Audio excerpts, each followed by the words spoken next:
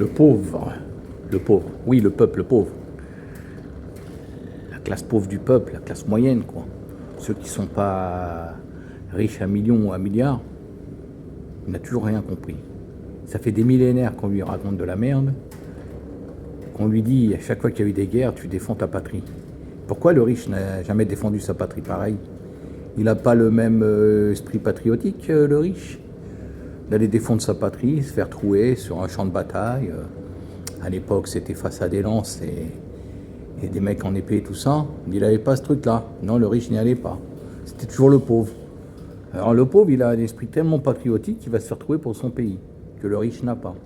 Ça n'a pas changé depuis des millénaires.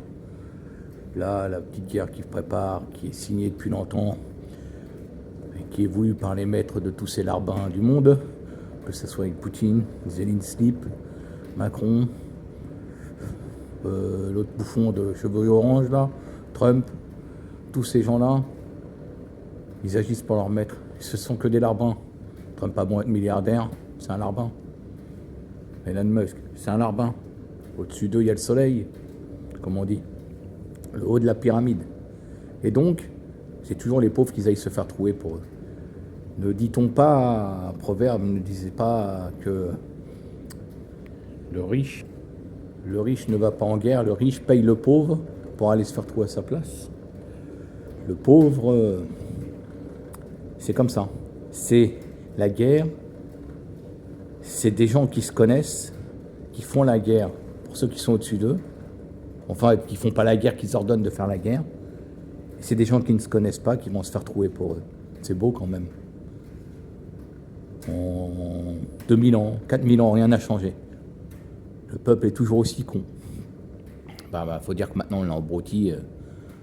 On l'a embrouti là, je suis à côté d'un lycée et depuis tout à l'heure il y a des jeunes qui passent, ceux qui font pas ramadan, ceux qui font pas ci, je sais pas. Bref, les gens qui vivent quoi. Ils vont acheter à manger mais ils ont le téléphone collé aux yeux. Ils voient même pas où ils vont. Il faut dire qu'on a bien les habits endormis avec tout ça, avec les conneries de la télé. La télévision, la télé qui donne des visions. Eh oui, tout a été fait exprès. C'était écrit depuis longtemps. Il y avait un livre qui était écrit, c'était le protocole des sages de Sion et le protocole de Toronto, le protocole de Rome, tous ces trucs-là.